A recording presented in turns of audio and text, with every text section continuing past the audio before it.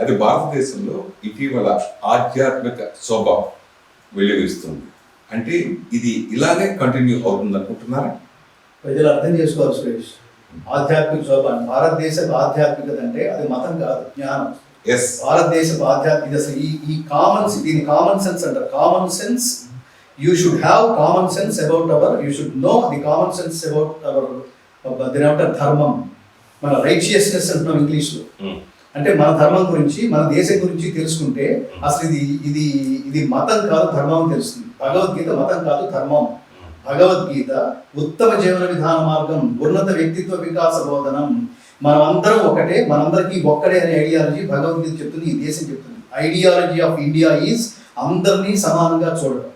ఈ సమానంగా చూడబడుతున్న వాళ్ళు మనల్ని సమానంగా చూస్తున్నారంటే పెద్ద ప్రశ్న. అది అతి దుర్మార్గమైన సమాధానం దొరుకుతుంది. దీన్ని కూడా నేను ఖచ్చితంగా చెప్తాను. ఇప్పుడు ప్రధానంగా 2 మతాలు ఉన్నాయి. ఆ 2 మతాలు అందరికీ తెలుసు. ఒక మతమేమో ఇతర దేవతలను ఆరాధించే వాళ్ళని రాళ్లతో కొట్టి చంపండి అని చెప్తూ, మేము మిమ్మల్ని గౌరవించం, మీరు వెధవలు, అందుకని మీరు మా దాంట్లో కలుసుకోండి, దీని పేరే మేము కన్వర్షన్ అంటున్నారు వాళ్ళు.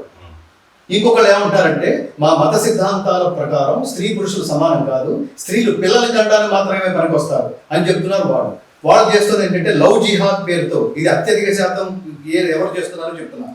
అందులో ఇలా ఉండకపోవచ్చు, అంటే 90% జరుగుతుంది ఇదే దుర్మార్గం.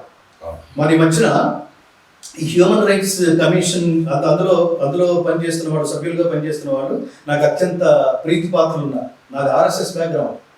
అలాంటి మహానుభావులు చాలా మంది ఉన్నారు. వాళ్ళు చెప్తున్న ఇన్ఫర్మేషన్ చూస్తే మనకి భయం వేస్తుంది సురేష్. ఈ లవ్ జిహాద్ పేరుతో ఈ అమ్మాయిల్ని వాళ్ళలో వేసుకుని, ప్రేమ పేరుతో వాళ్ళని పెళ్లికి చేసుకుని తదంతర కాలంలో ఈ దేశంలో చాలా మంది మాయమైపోతున్నారు. ఎలా మాయమైపోతున్నారు, ఏమవుతున్నారు అని ఎంక్వైరీ చేస్తే వాళ్ళకి హ్యూమన్ రైట్స్ కమిషన్ అందుతుంది. ఇప్పుడు త్వరలో ఉద్యమించబోతున్నారు. వాళ్ళు చాలా సీరియస్ యాక్షన్స్ తీసుకోబోతున్నారు. ముక్కలు ఖండాలు విభజించి ముక్కలు చేసి నరికి పారేసి ఈ పార్టీలు ఇతర దేశాలకు అమ్మేస్తున్నారు. సిగ్గుండాలి మనం హిందువులకి, అప్రమత్తంగా ఉండాలి మన హిందువులు. నా ఇష్టం వచ్చిన పెళ్లి చేసుకుంటాను, నా ఇష్టం వచ్చిన ప్రేమించేస్తానంటే కుదరదు. ఎంత ఎంక్వైరీ చేయాలి? అటు 7 తరాలు ఇటు 7 తరాలు చూసి అని అనేవాడు. దేనికోసం? నీ సైకాలజీ ఏంటి, నీ ఐడియాలజీ ఏంటి, నీకున్న రోగాలు ఏంటి, నీ మనస్తత్వం ఏంటి, నీ కుటుంబ బ్యాక్గ్రౌండ్ ఏంటి, ఇవన్నీ తెలుసుకోవడం కదా. కాబట్టి ఇన్ని విషయాలను అప్రమత్తంగా ఉండాలి. వాటిని ఇప్పుడు నువ్వు చెప్తున్నట్టుగా హిందుత్వం అంటే అర్థం ఏంటంటే ఈ ప్రపంచంలో అందరినీ ప్రేమించగలిగేది, అందరిలోనూ కలిసిపోగలిగేది, అందరినీ తనలో కలుపుకోగలిగేది ఒక్క హిందుత్వం మాత్రమే. నేను ఇందాక మోడీ గారి గురించి చెప్పింది అదే. అతనే ముస్లింలకు వ్యతిరేక అయితే ఈ లవ్ జిహాద్ పేరుతో శిక్షలు అనుభవిస్తున్న పాపం ఆడకూతుళ్ళు, ముస్లిం మహిళలు, వాళ్ళకి ఎంత స్వేచ్ఛ అది. మీరు ఏమైనా మీ సావుని అనొచ్చు కదా. ఇతర హిందువు అనుకుని మేము వేరు మీరు వేరు అనే ఐడియాలజీ మన హిందుత్వంలో ఉంటే మోడీ ప్రభుత్వం అపని చేయొచ్చు కదా. మా దగ్గరికి ఎవరు వచ్చినా, నేను ఇందాక చెప్పాను, మా దగ్గరికి ఎవరు వచ్చినా మేము అనుగ్రహిస్తాము అమ్మలాగా, తేడా వస్తే తాట తీస్తాము ఆదిశక్తిలాగా అని కూడా మారాలి. అలా మార్పు నాకు కనిపించట్లేదు. అది నేను బాధపడుతున్నాను. అందరం కలిసి జీవిద్దాం, అందరినీ ప్రేమిద్దాం. ఇక్కడి నుంచి చాలా మంది ఎదిగారు, అందరినీ సమానం అనుకోవటం వల్ల. మనం అబ్దుల్ కలాంని మన ముస్లింని వేరుగా చూడలేదు. మహాత్ముడు అన్నాం, నిజంగా మహాత్ముడు కాబట్టి అక్కడ ఎత్తి మీద పెట్టుకున్నాం. ఈ దేశపు మొదటి పౌరుడిగా మనం గుర్తించాం, గ్రహించాం, పాద నమస్కారాలు చేశాం. మన భగవద్గీత కార్యక్రమానికి కూడా వచ్చాడు ఆయన. మేము మొట్టమొదటి వినిపించి విడుదల చేసింది అబ్దుల్ కలాం గారికి. సో ఈ దేశం ఎవరిని సెపరేట్గా చూడలేదే, క్రిస్టియన్స్ అని ముస్లిమ్స్ అని ఎవరిని చూడలేదే. కానీ అధిక భాగం ఇతర మతాలు ఈ దేశాన్ని, ఈ ధర్మాన్ని నాశనం చేయడానికి విశేషమైన కృషి చేస్తున్నాయి. అందుకని హిందూ దేశంలో నష్టపోతున్నది హిందువులే. ఇది గుర్తుపెట్టుకోండి. నేను మళ్ళీ అండర్లైన్ చేసి చెప్తున్నాను. హిందువులకి పట్టిన జబ్బు పేరు, వాళ్ళు నాశనం చేసుకుంటున్న జబ్బు పేరు సెక్యులర్.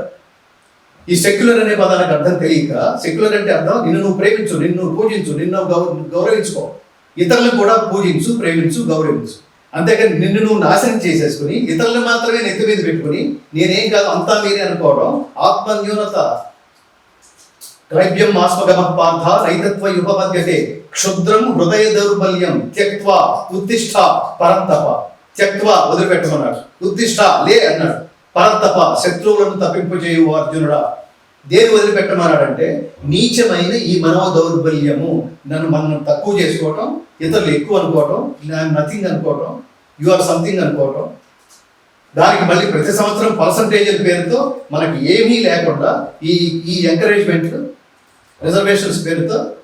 టాలెంట్ ఉన్నవాడిని గౌరవించండి అయ్యా, దేశం బాగుపడుతుంది. తెలివితేటలు ఉన్నవాడిని గౌరవించండి, దేశం బాగుపడుతుంది. వాడు ఏ కులంలో ఉన్నా ఏ మతంలో ఉన్నా సమానత్వం అంటే ఇది కదా. కులాల బట్టి ఏమిటి సురేష్? నేను 100 మార్కులు తెచ్చుకోవడానికి సిద్ధంగా ఉన్నా అంటే నేను ఈ దేశంలో పుట్టడం చేసిన ద్రోహమా, చేసిన పాపమా? ఇంకోటి ఎవడో 25 మార్కుల్లో పాస్ అవుతాడు, వాడు ముందుకు తీసుకొస్తే వాడు దేశానికి దేశాన్ని ఎలా ముందుకు తీసుకెళ్తాడు? ఆపర్చునిటీ ఇవ్వండి. మార్కుల్లో కన్సెషన్, తెలివితేటలో కన్సెషన్ ఇస్తే దేశం నాశనం అవుతుంది.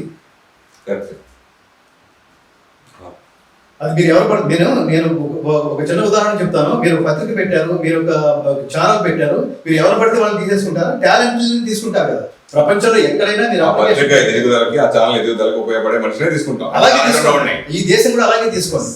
దీని మైనారిటీలు, మెజారిటీలు, ఈ రిజర్వేషన్లు, అవకాశాలు ఇవ్వండి ప్రతి వాడికి. పాపం ఏ డబ్బు లేకైతే ఏ సీట్లో కూర్చోవడానికి పాపం అర్హత లేక అవకాశం లేక బాధపడుతున్నారో వాళ్ళకి మాత్రమే తెలివితేటల్లో రిజర్వేషన్ ఇవ్వండి.